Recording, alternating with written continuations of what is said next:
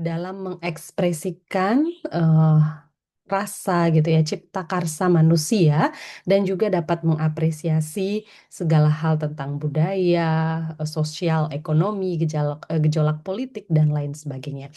Nah, kita, tidak perlu berbincang terlalu lama, saya akan bagikan, salah satu capaian pembelajaran, yang merupakan salinan keputusan Kepala Badan Standar Kurikulum dan Asesmen Pendidikan di tahun 2022, di mana ini merupakan, kurikulum yang berlaku adalah kurikulum merdeka, ya. Nah, sampai sekarang itu belum berganti kurikulumnya ya, hanya terintegrasi dengan pendekatan pembelajaran mendalam atau deep learning. Nah, ini tentang capaian pembelajaran pada pendidikan anak usia dini, jenjang pendidikan dasar, dan jenjang pendidikan menengah pada kurikulum merdeka.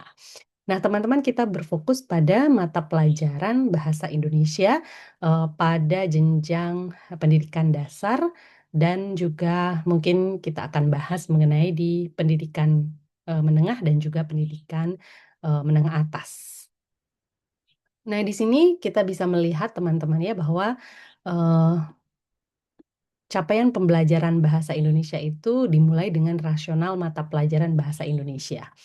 Nah, ini menyangkut tentang kemampuan berbahasa, bersastra, dan berpikir yang merupakan pondasi dari kemampuan literasi. Jadi sekali lagi bahwa ketika nanti teman-teman di sekolah dasar begitu ya, calon guru ataupun pendidik ya yang sedang menyimak di layanan ruang YouTube ini yang mengajar bahasa, tentu nanti harus mau tidak mau gitu ya, harus juga mengajarkan sastra atau apresiasi sastra. Karena bagaimanapun tumpuannya di sini adalah pembelajaran bahasa, tapi seharusnya sih sastra itu bisa berintegrasi dengan setiap lini mata pelajaran. Namun untuk di dekade ini, pembelajaran bahasa masih terintegrasi sangat erat dengan pembelajaran sastra. Nah, semua bidang kajian, bidang kehidupan, dan tujuan-tujuan sosial menggunakan kemampuan literasi. Benar sekali ya. Literasi menjadi kemampuan yang sangat penting yang digunakan untuk bekerja dan belajar sepanjang hayat. Dengan demikian, pembelajaran bahasa Indonesia merupakan pembelajaran literasi untuk berbagai tujuan berkomunikasi dalam konteks sosial budaya Indonesia. Nah, di sini kemampuan literasi yang dikembangkan tentu menyasar pada 4 keterampilan berbahasa ya. Ada menyimak, kemudian membaca dan memirsa, menulis, berbicara, dan mempresentasikan untuk berbagai tujuan berbasis genre yang terkait dengan penggunaan bahasa dalam kehidupan. Nah, ini modal utama yang digunakan dalam pembelajaran bahasa Indonesia adalah pedagogi ya, pedagogi genre yang memiliki 4 tahapan, yaitu penjelasan untuk membangun konteks, kemudian pemodelan, pembimbingan, dan pemandirian. Nah, teman-teman sebenarnya bisa memahami CP di mata pelajaran bahasa Indonesia ini dengan mengunduh salinan capaian pembelajaran ya. Namun supaya kita terfokus dalam pembahasan ini agar teman-teman bisa tahu, oh ternyata di kurikulum 2022, kurikulum merdeka itu ternyata ada hal-hal yang ditekankan begitu ya. Nah, ini kita bisa melihat ya bagaimana mapping dari pembelajaran bahasa dan apresiasi sastra di sekolah gitu. Nah, di sini dalam skop besarnya itu adalah literasi, kemudian menyasar 4 keterampilan ya, 4 keterampilan membaca, menyimak, memirsa, menulis, berbicara ya, dan semua itu materinya adalah pengajaran teks berbagai genre dan khususnya yang membahas mengenai bahasa dan sastra. Nah, di sini kita bisa melihat tujuan mata pelajaran bahasa Indonesia itu ada 7 ya. Secara umumnya yaitu mengembangkan akhlak mulia dengan menggunakan bahasa Indonesia secara santun ya. Nah, ini penting sekali untuk dipahami apalagi mengingat santun itu berkaitan erat dengan profesi ya. Kalau misalnya sudah memilih profesi pendidik gitu. Jadi santun itu harus melekat dalam setiap perbincangan di publik gitu. Apalagi pejabat publik ya. Santun yang tidak sarkas begitu, santun yang tahu empati. Nah, ini juga menjadi perbincangan yang hangat di media sosial ya, yang akhirnya tidak dapat meredam kemarahan publik atau memang kesantunan ini sangat memperhatikan gitu ya, ada pihak-pihak atau komunitas-komunitas tertentu yang tersinggung gitu, sehingga kita bisa memilih diksi mana yang bersesuaian atau diksi mana yang tidak menimbulkan gejolak sosial begitu teman-teman. Ya, ini penting sekali untuk dipelajari dari sekolah dasar. Nah, ini sikap pengutamaan dan penghargaan terhadap bahasa Indonesia sebagai bahasa resmi negara Republik Indonesia ya. Kedudukannya sebagai bahasa resmi, jadi disinilah kita bisa mengaitkan dengan topik misalnya padanan dalam istilah bahasa Indonesia gitu ya. Nah, untuk guru sekolah dasar ini bisa kembali memperkenalkan kata-kata yang justru familiarnya di bahasa asing gitu ya. Misalnya download dong gitu ya. Nah, ini diubah menjadi unduh ya, upload dong, unggah gitu. Jadi guru harus menjadi role model dalam perbincangan gitu. Sehari-hari memperkenalkan kata unduh, unggah begitu ya. Atau misalnya podcast gitu yang malah asing sekali bahasa Indonesia podcast itu sebenarnya bahasa Indonesia adalah siniar ya. Jadi saya pernah melakukan penelitian kepada mahasiswa, jadi lebih terkenal podcast gitu ya daripada siniar. Nah, ini adalah salah satu tugas kita, terutama di pendidikan dasar dan menengah gitu ya, menengah pertama, untuk kembali memproduktifkan kata-kata padanan dalam bahasa Indonesia gitu ya, supaya bahasa Indonesia ini bisa berkembang sesuai dengan penuturnya gitu ya. Jadi ada beberapa kata yang memang tidak tidak produktif digunakan, maka kata itu akan tertinggal gitu atau punah pada masanya ya. Nah, jadi diperkenalkan kembali unduh, unggah, takarir untuk caption ya. Kemudian tautan untuk link atau pranalar gitu. Kemudian juga technical meeting itu apa gitu ya. Jadi misalnya FGD, nah kita kenal dengan diskusi terpumpun gitu ya. Kemudian technical meeting itu taklimat ya, jadi itu banyak sekali bisa diperkenalkan. Dan di sini juga teman-teman bisa mengambil materi misalnya kata-kata yang sering dianggap sebagai sebuah kata, padahal itu adalah akronim ya. Nah, misalnya sinetron. Nah, apa kepanjangan dari sinetron? Akronim itu adalah singkatan ya, singkatan yang memiliki kepanjangan tentunya yang bisa dilafalkan sebagai kata. Nah, kata sinetron ini bukan kata, tetapi dia akronim atau memiliki kepanjangan. Sinetron itu adalah sinema elektronik, ya. Rudal sering dianggap sebagai sebuah kata, padahal dia adalah akronim gitu ya, peluru kendali. Kemudian tilang itu sering dianggap sebagai kata, padahal bukti langgar. Banyak sekali kata-kata yang dianggap sebagai sebuah kata, padahal itu adalah akronim begitu ya. Nah, inilah yang membuat karena selalu diperdengarkan seperti itu sehingga generasi-generasi sekarang itu menganggap itu adalah sebuah kata, padahal itu memiliki kepanjangan ya atau istilahnya adalah akronim gitu, bukan kata ya. Banyak sekali ya kemarin itu sempat dibuat oleh konten kreator di media sosial dan itu menyenangkan sekali kalau teman-teman mau mengangkat itu ya kata-kata yang sering disalahartikan sebagai sebuah kata, padahal itu adalah akronim. Banyak sekali teman-teman ya. Jadi apalagi misalnya kalau puskesmas, nah itu kan mungkin masih familiar sebagai singkatan gitu ya atau akronim. Pusat Kesehatan Masyarakat atau yang tadi sinetron itu sinema elektronik, kemudian rudal, tilang itu sering dianggap sebagai sebuah kata. Oke, yang ketiga, kemampuan berbahasa dengan berbagai teks multimodal ya. Lisan, tulis, visual, audio, audio visual untuk berbagai tujuan atau genre dan konteks begitu. Nah, yang keempat, mengembangkan kemampuan literasi. Nah, di sini jelas bahwa literasi itu bisa berintegrasi dengan setiap mata pelajaran, tetapi yang paling merasuk itu adalah pembelajaran bahasa apalagi sastra ya. Nah, kepercayaan diri untuk berekspresi sebagai individu yang cakap, mandiri, bergotong royong, dan bertanggung jawab.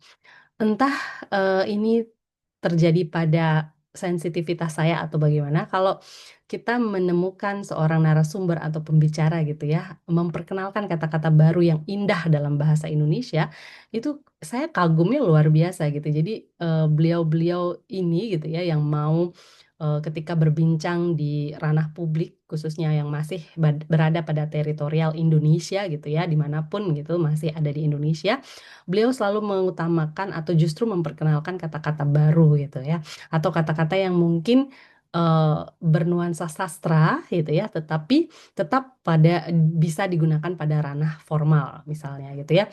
Ada narasumber yang menyatakan tatkala. Nah, ini kan agak prosais gitu ya, tetapi wah, ketika itu saya langsung, oh siapa sih pembicaranya? Nah, itu apa ya, membuat vibrasi melekat gitu kepada mitra tuturnya gitu ya.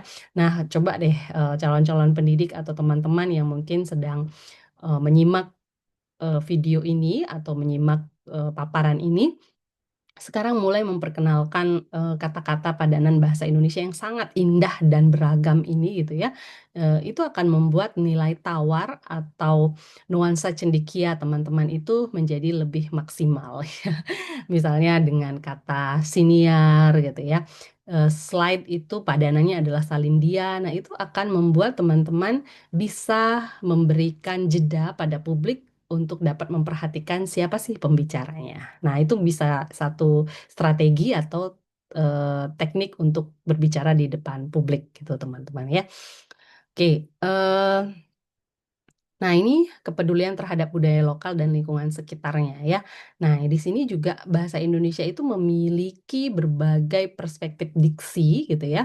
Ada yang namanya sinonim gitu ya. Misalnya kita ingin mengatakan kata makan gitu ya. Nah, maaf, misalnya kita ingin mengatakan bisa gitu ya, bisa dapat. Nah, itu kan merupakan pilihan-pilihan kata yang bisa digunakan teman-teman untuk melihat dengan siapa kita bertutur dalam konteks seperti apa, kemudian lingkungannya juga seperti apa. Nah, itu akan bisa memberikan kesan bahwa teman-teman memahami situasi dalam perbincangan tersebut. Jadi tidak terlihat bahwa teman-teman menggurui atau tidak terlihat bahwa teman-teman merundung begitu ya.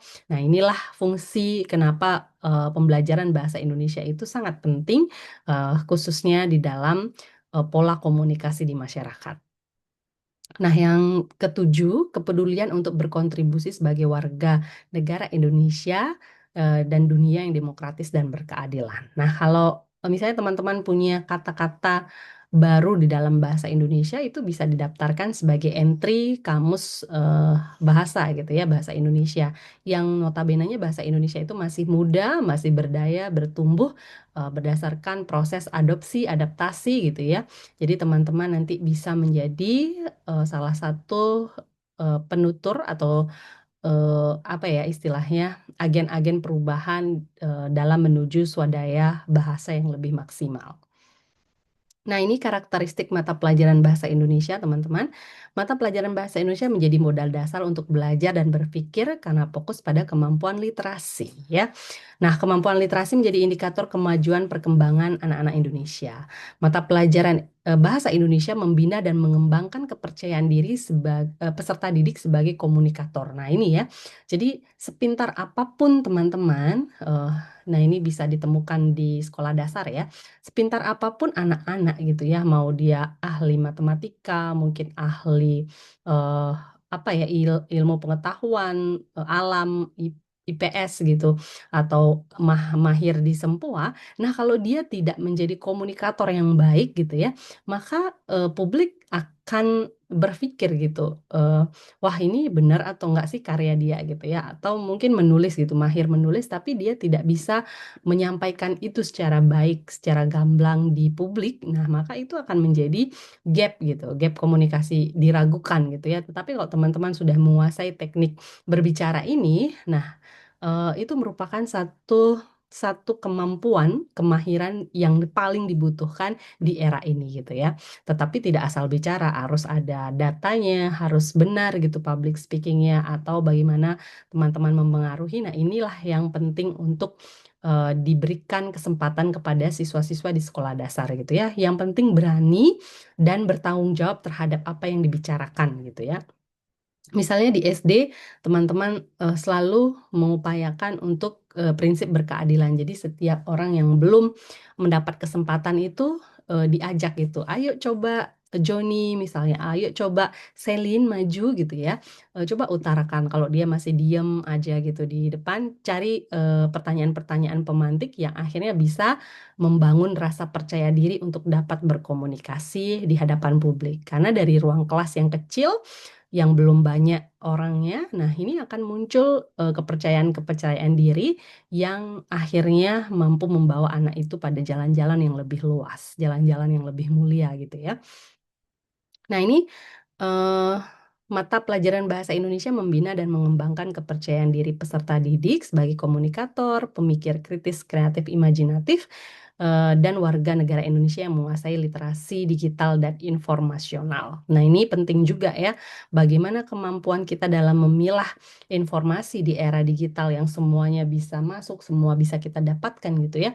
Nah, dari mana kita bisa menilai gitu ya bahwa ini adalah hoax, ini adalah kebenaran, ini adalah buatan AI. Nah, ini penting juga di dalam integrasi mata pelajaran bahasa Indonesia gitu ya.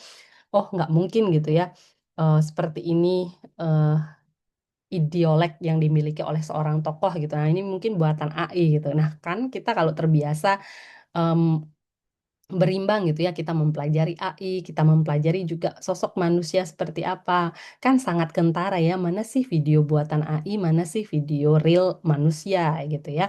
Nah, jadi ini akan terbiasa. Jangan eh, apa ya, jangan antipati gitu terhadap AI gitu. Saya nggak mau belajar AI. Nah, bagaimana kita tahu kebermanfaatan atau kekurangan AI kalau kita tidak belajar gitu ya. Jadi nggak apa-apa digunakan, tetapi kita tahu bahwa sebagai seorang calon pendidik atau memang ada dalam lingkungan pendidikan, AI itu hanyalah alat bantu ya. Jadi tetap nalar yang harus bekerja itu adalah manusia ya.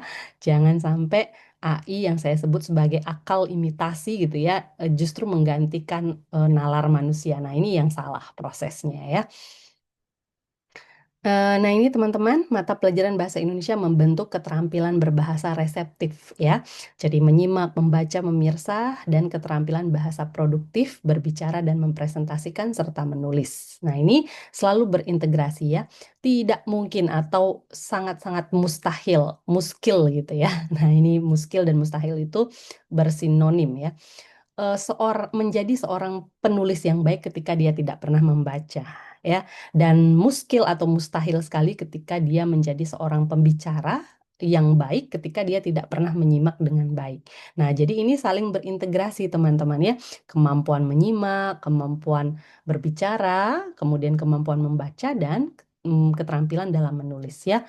eh, Bullshit banget nih kalau orang yang bisa menulis dengan baik itu tidak pernah membaca gitu. Gimana dia merangkai fakta, merangkai diksi gitu ya, sehingga tulisannya benar-benar bagus gitu.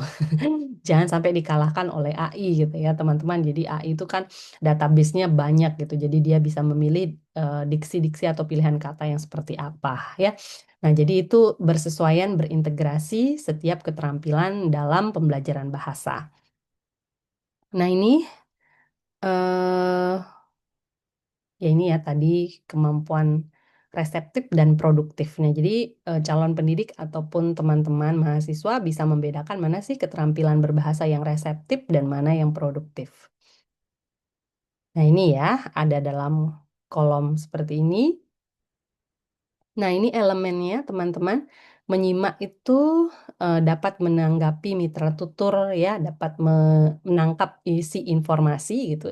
Isi informasinya secara dasar, kemudian juga berkembang menjadi informasi yang lebih kritis. Nah, itu kalau teman-teman belum bisa memahami secara dasar, maka tidak mungkin untuk bisa masuk ke dalam hal-hal yang bersifat implisit ya. Eksplisitnya sudah teman-teman tahu gitu, yang tertulis gitu ya. Nah, yang tidak tertulis itu kan kita harus mendalami suatu bacaan atau suatu tuturan gitu. Nah, jadi elemennya di sini ada implisit, eksplisit gitu, ada tersurat dan tersirat ya.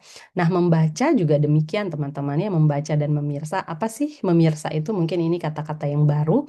Memirsa merupakan kemampuan peserta didik untuk memahami, memaknai, menginterpretasi, dan merefleksikan sajian cetak, visual atau audiovisual sesuai tujuan dan kepentingannya untuk mengembangkan sikap, pengetahuan, keterampilan, dan potensi ya. Jadi memirsa itu bisa dikatakan bersesuaian dengan memindai gitu ya. Jadi memilih, oh ini kayaknya yang saya perlukan gitu. Ini yang tidak saya perlukan, jadi saya bisa urutkan secara sistematis berdasarkan prioritas begitu. Nah, ini berbicara dan mempresentasikan ya. Jadi berbicara dan mempresentasikan itu dua hal yang berbeda ya, meski saling berkaitan. Eh, Nah, ini karena keterampilan seorang calon pendidik, teman-teman harus memiliki keduanya gitu ya, berbicara dalam fokus untuk memotivasi gitu ya, mempresentasikan itu dalam fokus untuk menyampaikan materi gitu. Jadi teman-teman ketika mau menyampaikan sebagai calon pendidik, ya harus paham 100%. Yang diterima itu mungkin 80% ya, yang sampai pada mitra tutur. Nah, kalau teman-teman sendiri hanya memahami 80%, maka yang disampaikan atau istilahnya di apa ya, dituangkan ke murid-murid gitu bisa jadi 50%, hanya 50% atau 20% bagi mereka yang memiliki keterbatasan dalam menyimak secara ceramah begitu atau audiovisual, visual. Nah, peserta didik kan memiliki ragam belajar yang berbeda-beda sesuai dengan individunya masing-masing. Nah, di sini teman-teman harus dan wajib memahami materi 100% sehingga kemungkinan yang paling kecil dengan tingkat kemampuan berpikir yang mungkin rendah gitu ya, 50% nyampe kok untuk diketahui oleh mitra tutur atau peserta didik dalam hal ini di sekolah ya.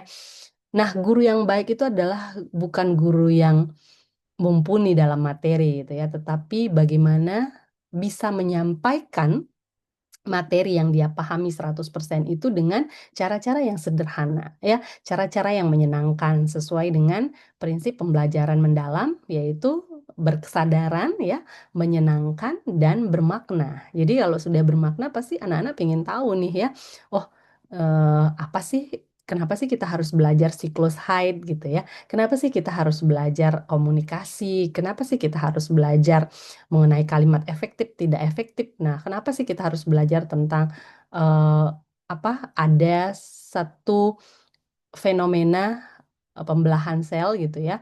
Jadi bagaimana sih seorang manusia bisa hidup? Nah, itu bermakna ya. Kalau kita sudah tahu maknanya, maka kita ingin mempelajarinya ya.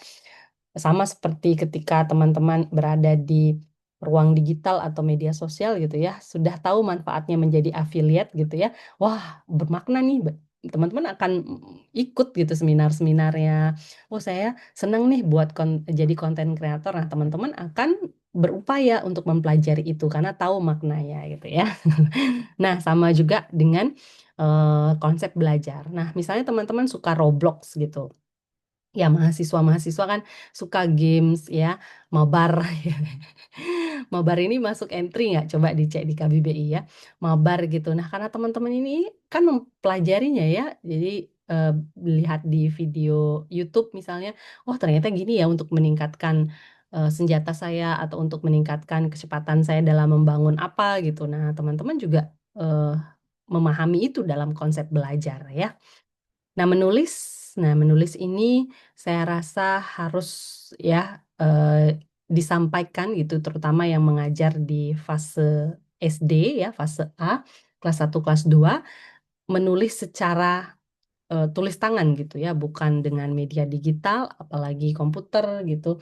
Nah, ini melatih kemampuan motorik anak-anak untuk bisa percaya pada dirinya gitu ya, bisa percaya bahwa saya bisa loh menulis yang baik gitu dengan alat-alat konvensional, sehingga ia bisa berbicara pada manusia sesuai dengan cipta rasa karsanya gitu. Jadi tidak boleh memperkenalkan media digital dulu gitu. Jadi dia terbiasa menulis di buku, menulis di kertas gitu. Nah, ini akan sangat berpengaruh pada kehidupannya kelak. Nah, ini teman-teman, capaian pembelajaran mata pelajaran di setiap fase ya. Fase A itu kelas 1, 2. Nah, ini saya tidak bacakan ya. Ini teman-teman bisa amati, memirsa, memindai dengan baik ya. Nah, ini sebenarnya eh, cuman ada perjenjangan gitu. Pada intinya secara umum sama, tetapi dia ada perjenjangan. Di kelas 1, kelas 2 itu apa sih yang dicapai gitu ya. Kelas 3, kelas 4 itu berbeda gitu ya. Jadi ada jenjangnya atau ada tingkatannya. Nah, ini juga sama ya, ada menyimak, membaca, memirsa, berbicara, dan mempresentasikan sehingga menulis. Nah, ini menulis ini sudah teks rekon, teks prosedur ya, teks eksposisi. Ini di kelas 3, kelas 3, kelas 4. Nah, ini sudah masuk ke capaian pembelajaran ya, teman-teman. Jadi bisa disesuaikan mau teman-teman seperti apa menyampaikan materi. Nah, ini di kelas 5 dan 6, fase C, menyimaknya itu ada bentuk lisan ya, mengungkapkan fakta, opini. Kemudian, nah di sini sudah masuk sastra ya, teks sastra, prosa, puisi, dan pantun. Nah ini penting ya. eh, Bagaimana sih sebenarnya pantun? Apa kalau dua bait itu bisa disebut pantun gitu ya? Karena kan pantun yang sedang viral di anak SD di Bali itu, jika ada lampu, mengapa cari lilin gitu. Jika ada aku, mengapa cari yang lain? Nah, itu apakah bisa disebut pantun? Nah, bagaimana pantun isi dan sampirannya apakah boleh tidak bersesuaian atau bait satu, bait dua sampiran itu boleh istilahnya satu ke A, satu ke B gitu, apakah boleh? Nah, itu harus dipahami ya sebagai sebuah teori apresiasi sastra. Nah, di sini kalau berbicara dan mempresentasikan itu juga sudah ada sastranya ya, prosa, kemudian juga hasil pengamatan ya yang sudah bernuansa kritis di sini karena sudah di fase yang tertinggi di kelas sekolah dasar. Nah, ini untuk menulis sudah memaknai tentang denotatif, konotatif. Nah, ini penting ya.